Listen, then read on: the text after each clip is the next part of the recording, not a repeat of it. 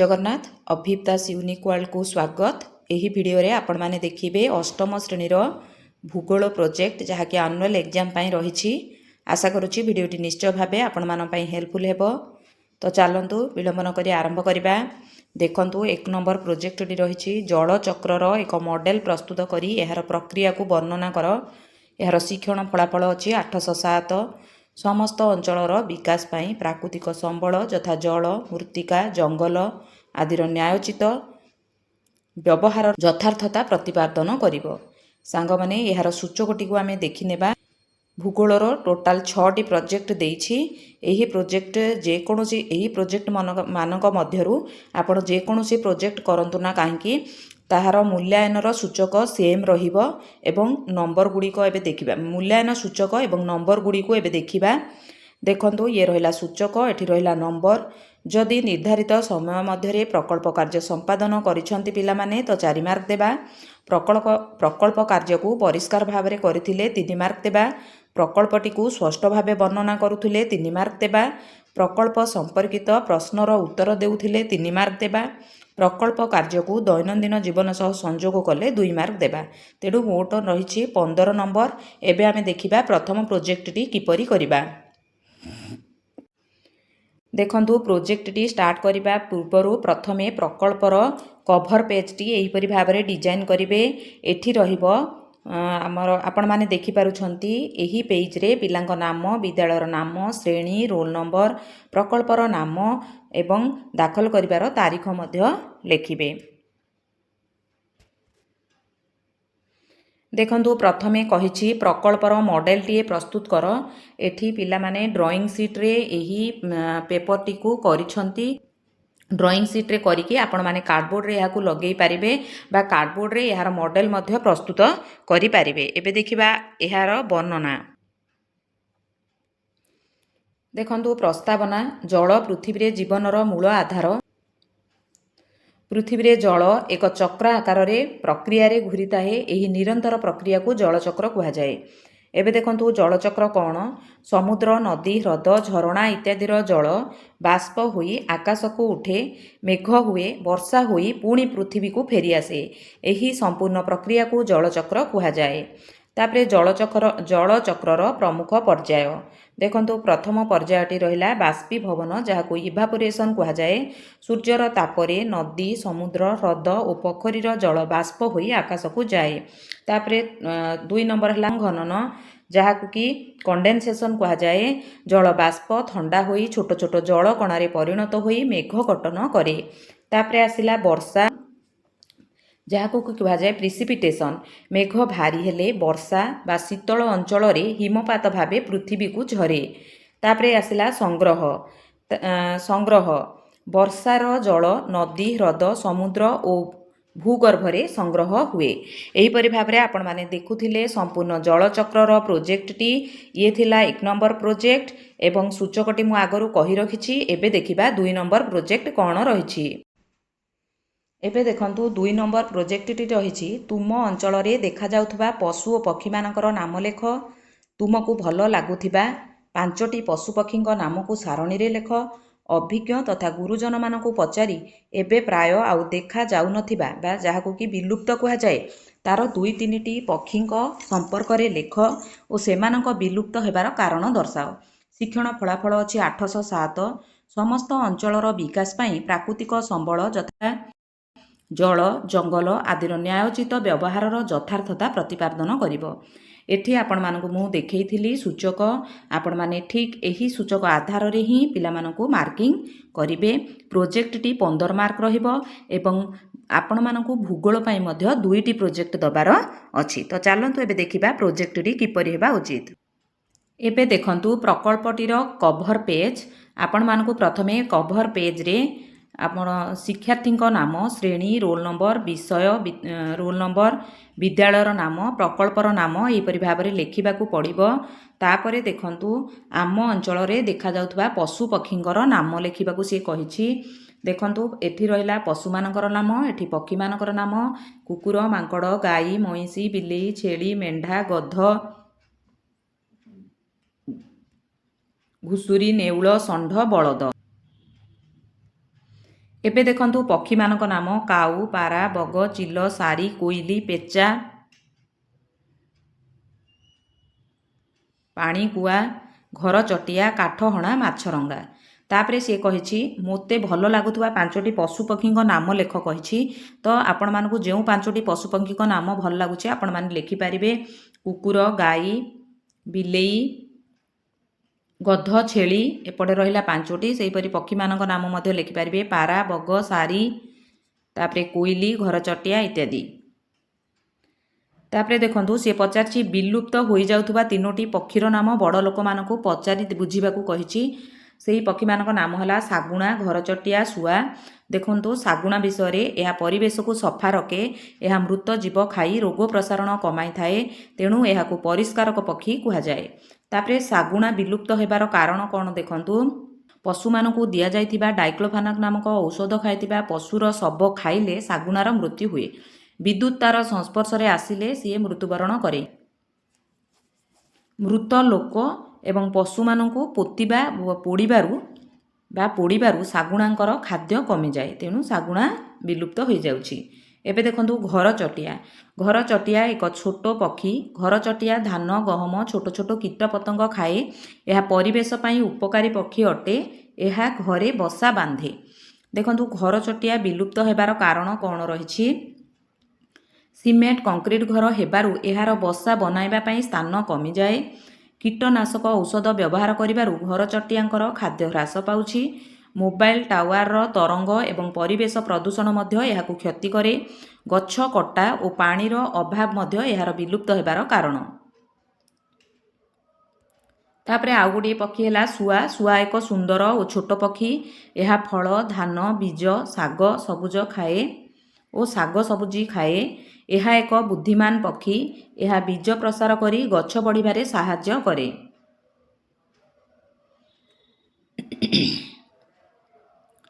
ଶୁଆ ବିଲୁପ୍ତ ହେବାର କାରଣ କ'ଣ ନା ଅତ୍ୟଧିକ କୀଟନାଶକ ଔଷଧ ବ୍ୟବହାର କରିବାରୁ ଶୁଆଙ୍କର ଖାଦ୍ୟ ଦୂଷିତ ହେଉଛି। ଶୁଆକୁ ଧରି ପିଞ୍ଜରାରେ ରଖିବା ବେଆଇନ ଚଳାଚଳ ମଧ୍ୟ ଏହାର ସଂଖ୍ୟା କମାଉଛି। ପରିବେଶ ପ୍ରଦୂଷଣ ଓ ଜଳବାୟୁର ପରିବର୍ତ୍ତନ ଏହାର କାରଣ। ତେଣୁ ଆପଣମାନେ ଦେଖୁଥିଲେ ଇଏର ଥିଲା 2 ନମ୍ବର ପ୍ରୋଜେକ୍ଟଟି। ଏବେ ଦେଖିବା ଆଉ ଗୋଟିଏ ପ୍ରୋଜେକ୍ଟ କ'ଣ ରହିଛି। ଭାରତ ମାନଚିତ୍ରରେ ଆପଣ ରେଖାଙ୍କିତ ମାନଚିତ୍ର ମଧ୍ୟ ନେଇପାରିବେ।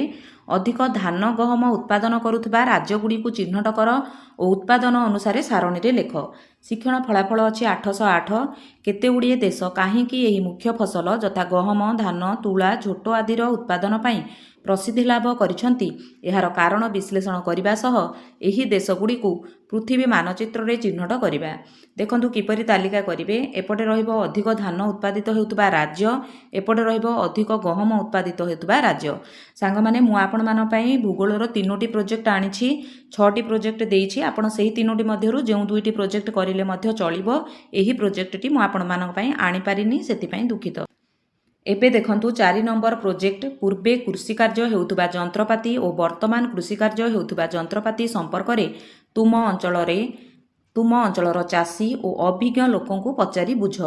ପୂର୍ବର ଯନ୍ତ୍ରପାତି ଏବଂ ବର୍ତ୍ତମାନର ଯନ୍ତ୍ରପାତି ବ୍ୟବହାରର ସୁବିଧା ଅସୁବିଧାକୁ ସାରଣୀରେ ସ୍ଥାନିତ କର। ଶିକ୍ଷଣ ଫଳାଫଳ ଅଛି 809। ପୃଥିବୀର ବିଭିନ୍ନ ପ୍ରାନ୍ତରେ ବିଭିନ୍ନ ପ୍ରକାର କୃଷି ଏବଂ ତାର ବିକାଶ ମଧ୍ୟରେ ଥିବା ସମ୍ପର୍କ ସ୍ଥାପନ କରିବା। ଏପରି ଭାବରେ ଲେଖିବେ ପୂର୍ବର ଯନ୍ତ୍ରପାତିର ନାମ, ତାର ସୁବିଧା ଅସୁବିଧା, ଏବଂ ଏଠି ଦେଖନ୍ତୁ ବର୍ତ୍ତମାନର ଯନ୍ତ୍ରପାତିଙ୍କ ନାମ ଏବଂ ବର୍ତ୍ତମାନର ଯନ୍ତ୍ରପାତିର ନାମ ଏବଂ ତାର ସୁବିଧା ଏବଂ ଅସୁବିଧା। ଏବେ ଦେଖିବା ପ୍ରୋଜେକ୍ଟଟି କିପରି କରିବେ। ଆପଣମାନେ କଭର ପେଜଟିକୁ ଏହିପରି ଭାବରେ ସୁନ୍ଦର ଭାବରେ ଡିଜାଇନ୍ କରିନେବେ। ଏଠି ରହିବ ଶିକ୍ଷାର୍ଥୀଙ୍କ ନାମ, ଶ୍ରେଣୀ, ରୋଲ ନମ୍ବର, ବିଦ୍ୟାଳୟର ନାମ, ପ୍ରକଳ୍ପର ନାମ ଇତ୍ୟାଦି ରଖିବେ। ତାପରେ ଏଠି ଦେଖନ୍ତୁ ପୁରୁଣା ଓ ଆଧୁନିକ ଚାଷ ଉପକରଣର ସୁବିଧା ଏବଂ ଅସୁବିଧା କ'ଣ ରହିଛି। ଦେଖନ୍ତୁ ପ୍ରସ୍ତାବନା ରହିଛି ଚାଷ ହେଉଛି ମଣିଷର ପ୍ରମୁଖ ବୃତ୍ତି। ଚାଷ କରିବା ପାଇଁ ବିଭିନ୍ନ ପ୍ରକାର ଉପକରଣ ବ୍ୟବହାର କରାଯାଏ। ପୁରୁଣା ସମୟରେ ମଣିଷ ସରଳ ଉପକରଣ ବ୍ୟବହାର କରି ଚାଷ କରୁଥିଲା, କିନ୍ତୁ ଆଜି ବା ବର୍ତ୍ତମାନ ଆଧୁନିକ ଯନ୍ତ୍ରପାତି ବ୍ୟବହାର କରାଯାଉଛି। ଏବେ ଦେଖିବା ପୁରୁଣା ଚାଷ ଉପକରଣ ଏବଂ ଆଧୁନିକ ଚାଷ ଉପକରଣ କ'ଣ ରହିଛି। ପ୍ରଥମେ ଦେଖିନେବା ପୁରୁଣା ଚାଷ ଉପକରଣ ବା ଯନ୍ତ୍ରପାତି। 1 ନମ୍ବରରେ ହଳ, ଯାହାକୁ କି ମାଟି ଓଲଟାଇବାରେ ବ୍ୟବହାର କରାଯାଉଥିଲା। 2 ନମ୍ବର କୁଦା, ଯାହାକୁ କି ଘାସ କାଟିବାରେ ବ୍ୟବହାର କରାଯାଉଥିଲା। ଦେଖନ୍ତୁ ଏହାକୁ ଦାରେ ଆମେ ଧାନ କାଟିବା। ତାପରେ କୋଦାଳରେ ମାଟି ଖୋଳିବା। ତାପରେ ମୋରା ବା ହାରୋ, ଯାହାକୁ କି ମାଟି ସମତଳ କରିବାରେ ବ୍ୟବହାର କରାଯାଏ। ତାପରେ ଦେଖନ୍ତୁ ଏପଟେ ରହିଛି ଆଧୁନିକ ଚାଷ ଉପକରଣ ବା ଯନ୍ତ୍ରପାତି। ଟ୍ରାକ୍ଟର ହଳ କରିବା ପାଇଁ ବ୍ୟବହାର କରାଯାଏ। ସିଡ୍ ଡ୍ରିଲ୍ ବିହନ ବୁଣିବା ପାଇଁ ବ୍ୟବହାର କରାଯାଏ। କଲ୍ଟିଭେଟର ମାଟି, ତାପରେ ହାର୍ଭେଷ୍ଟର, ଯାହାକୁ କି ଧାନ କାଟିବାରେ ବ୍ୟବହାର କରାଯାଏ। ତାପରେ ସ୍ପ୍ରିଙ୍କାଲର, ଯାହାକୁ କି ଜଳ ସଂରକ୍ଷଣ ବା ଜଳସେଚନରେ ବ୍ୟବହାର କରାଯାଏ। ତାପରେ ଦେଖନ୍ତୁ ସୁବିଧା ଏବଂ ଅସୁବିଧା ଗୁଡ଼ିକ ଦେଖିବା। ପ୍ରଥମେ ଆମେ ଦେଖିବା ଆଗକାଳର ଯନ୍ତ୍ରପାତିରେ କ'ଣ ସବୁ ସୁବିଧା ଥିଲା ନା ଶସ୍ତା ଏବଂ ସହଜ ଥିଲା। ଇଏ ଥିଲା ପୁରୁଣା କାଳର। ସେଥିରେ କ'ଣ ସୁବିଧା ଥିଲା ନା ଶସ୍ତା ସହଜ ହେଉଥିଲା, ପରିବେଶକୁ କ୍ଷତି କରେ ନାହିଁ, ଇନ୍ଧନ ଦରକାର କରେ ନାହିଁ। ସେହିପରି ଆଧୁନିକ ଯନ୍ତ୍ରପାତି ଦ୍ୱାରା କ'ଣ ସୁବିଧା ହୁଏ ନା ସମୟ ଶ୍ରମ ବଞ୍ଚିଯାଏ, ଉତ୍ପାଦନ ବଢ଼ାଏ, ବଡ଼ ଜମି ପାଇଁ ଉପଯୋଗୀ, ମାନେ ଯଥାଶୀଘ୍ର ଆମେ କରିପାରିବା। ତାପରେ ଦେଖନ୍ତୁ ପୁରୁଣା ସମୟର ଯନ୍ତ୍ରପାତି ଦ୍ୱାରା କ'ଣ ଅସୁବିଧା ହେଉଥିଲା ନା ସମୟ ଅଧିକ ଲାଗୁଥିଲା, ଶ୍ରମ ଅଧିକ କରିବାକୁ ପଡ଼ୁଥିଲା ଏବଂ ଉତ୍ପାଦନ କମ୍ ହେଉଥିଲା। ଏବଂ ନୂଆ ଯନ୍ତ୍ରପାତି ଦ୍ୱାରା କ'ଣ ଅସୁବିଧା ହୁଏ ନା ଏହା ମହଙ୍ଗା, ଇନ୍ଧନ ଏବଂ ରକ୍ଷଣାବେକ୍ଷଣର ଆବଶ୍ୟକ, ଛୋଟ ଚାଷୀ ପାଇଁ ଏହା କଠିନ, କାହିଁକିନା ତାଙ୍କ ପାଖରେ ସେତିକି ପଇସା ନଥିବ ସେ ଜିନିଷ କିଣିବାକୁ। ତାପରେ ଦେଖନ୍ତୁ ପୁରୁଣା ଚାଷ ଉପକରଣ କାଠ ଲୁହାରେ ତିଆରି ହେଉଥିଲା, ପଶୁ ଓ ମଣିଷଙ୍କ ଶ୍ରମ ଉପରେ ନିର୍ଭର କରୁଥିଲା। ତାପରେ ନୂଆ ଚାଷ ଉପକରଣ, ଏହି ଉପକରଣ ଗୁଡ଼ିକ ଯନ୍ତ୍ର ଦ୍ୱାରା ଚାଲିଥାଏ, ଏହା ଚାଷକୁ ସହଜ କରିଥାଏ। ଏବେ ଦେଖିବା ଉପସଂହାର। ପୁରୁଣା ଓ ଆଧୁନିକ ଉପକରଣ ଦୁହେଁର ଗୁରୁତ୍ୱ ରହିଛି। ଆବଶ୍ୟକତା ଅନୁଯାୟୀ ଯଥାଯଥ ଉପକରଣର ବ୍ୟବହାର କଲେ ଚାଷ ଉନ୍ନତି ହୋଇପାରିବ। ଏଠି କିଛି ଚିତ୍ର ଆପଣଙ୍କର ଚାଷ ଉପକରଣର ଦିଆଯାଇଛି, ଯାହାକି ଆପଣମାନେ ଦେଖିପାରୁଛନ୍ତି। ଏହି ଭିଡ଼ିଓଟି ନିଶ୍ଚୟ ଭାବେ ଆପଣମାନଙ୍କ ପାଇଁ ହେଲ୍ପଫୁଲ୍ ହେବ ଏବଂ ଯେଉଁ ସୂଚକ କୁହାଯାଇଥିଲା ସେହି ସୂଚକ ଆଧାରରେ ହିଁ ଆପଣ ମାର୍କିଂ କରିବେ। ଏବେ ଦେଖିବା ଅନ୍ୟ ପ୍ରୋଜେକ୍ଟ ଗୁଡ଼ିକ କ'ଣ ରହିଛି। ଦେଖନ୍ତୁ 5 ନମ୍ବର ପ୍ରୋଜେକ୍ଟ ରହିଛି ତୁମ ଅଞ୍ଚଳର ମୃତ୍ତିକା ସମ୍ପର୍କରେ କିଛି ଚାଷୀ ଓ ଅଭିଜ୍ଞ ଲୋକଙ୍କ ଠାରୁ ବୁଝି ସେଥିରେ କେଉଁ ପ୍ରକାର ଫସଲ ଭଲ ହୁଏ ତାର କାରଣ ଦର୍ଶାଅ। ଉକ୍ତ ଫସଲର ଚିତ୍ର ସଂଗ୍ରହ କରି ଶ୍ରେଣୀରେ ପ୍ରଦର୍ଶନ କର। ଶିକ୍ଷଣ ଫଳାଫଳ ରହିଛି 802। ମୁଖ୍ୟ ଫସଲ, ବିଭିନ୍ନ ପ୍ରକାର ଚାଷ ଓ ବିଭିନ୍ନ ଅଞ୍ଚଳରେ ବିଭିନ୍ନ ପ୍ରକାର କୃଷି କାର୍ଯ୍ୟ ସମ୍ପର୍କରେ ବର୍ଣ୍ଣନା କରିବ। ଏଥି ମୃତ୍ତିକାର ପ୍ରକ୍ରିୟା ଏବଂ ଭଲ ହେଉଥିବା ଫସଲ ବିଷୟରେ ଲେଖିବେ। ଏହି ପ୍ରୋଜେକ୍ଟଟି ମୁଁ ଆପଣମାନଙ୍କ ପାଇଁ ଆଣିପାରିନି, ସେଥିପାଇଁ ଦୁଃଖିତ। ଏବଂ ସୂଚକଟି ସେମ୍ ରହିବ। ସେମ୍ ସୂଚକକୁ ଦେଖି ସୂଚକଟି ସେମ୍ ଅଛି, ସେହି ସୂଚକ ଆଧାରରେ ହିଁ ଏହାକୁ ମାର୍କିଂ କରାଯିବ। ତାପରେ 6 ନମ୍ବର ପ୍ରୋଜେକ୍ଟଟି ରହିଛି। ଦେଖନ୍ତୁ ତୁମେ ରହୁଥିବା ଗ୍ରାମ ସହରର 5ଟି ପରିବାରକୁ ଯାଇ ସେହି ପରିବାରର ଲୋକ ସଂଖ୍ୟା, ପୁରୁଷ ମହିଳାଙ୍କ ସଂଖ୍ୟା, ରୋଜଗାର କରୁଥିବା ଓ ନିର୍ଭରଶୀଳ ଥିବା ସଦସ୍ୟଙ୍କ ସଂଖ୍ୟା, ପାଠ ପଢ଼ିଥିବା ଓ ପାଠ ନ ପଢ଼ିଥିବା ସଦସ୍ୟଙ୍କ ସଂଖ୍ୟା ସମ୍ପର୍କରେ ପରିବାରର ମୁଖିଆଙ୍କ ସହ ଆଲୋଚନା କରି ଲେଖ।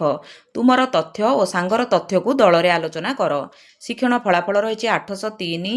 ଜନସଂଖ୍ୟାର ଅସମାନ ବଣ୍ଟନ ଭିତ୍ତିରେ ପୃଥିବୀ ମାନଚିତ୍ରରେ ବ୍ୟାଖ୍ୟାକରଣ କରିବା। ଏଠି ଆପଣମାନେ ଦେଖିପାରୁଥିବେ ମୂଲ୍ୟାୟନ ପାଇଁ ଥିବା ସୂଚକ ଏବଂ ନମ୍ବର। ଏହି ସୂଚକ ଆଧାରରେ ହିଁ ଆପଣମାନଙ୍କୁ ମାର୍କିଂ କରିବାର ଅଛି। ଆପଣମାନଙ୍କୁ 2ଟି ପ୍ରୋଜେକ୍ଟ ଦେବାର ଅଛି। ଗୋଟିଏ ପ୍ରୋଜେକ୍ଟ ପାଇଁ 15 ମାର୍କ ଏବଂ ଆଉ ଗୋଟିଏ ପ୍ରୋଜେକ୍ଟ ପାଇଁ 15 ମାର୍କ। ଯେଉଁ ପ୍ରୋଜେକ୍ଟଟିରେ ପିଲା ଅଧିକ ନମ୍ବର ରଖିଥିବ ସେହି ପ୍ରୋଜେକ୍ଟର ମାର୍କକୁ ଆପଣ ଆନୁଆଲ ଏକ୍ଜାମ ପାଇଁ କନସିଡର କରିବେ। ଆଶା କରୁଛି ମୋ ଭିଡ଼ିଓଟି ଆପଣମାନଙ୍କ ପାଇଁ ନିଶ୍ଚିତ ଭାବେ ହେଲ୍ପଫୁଲ୍ ହୋଇଥିବ।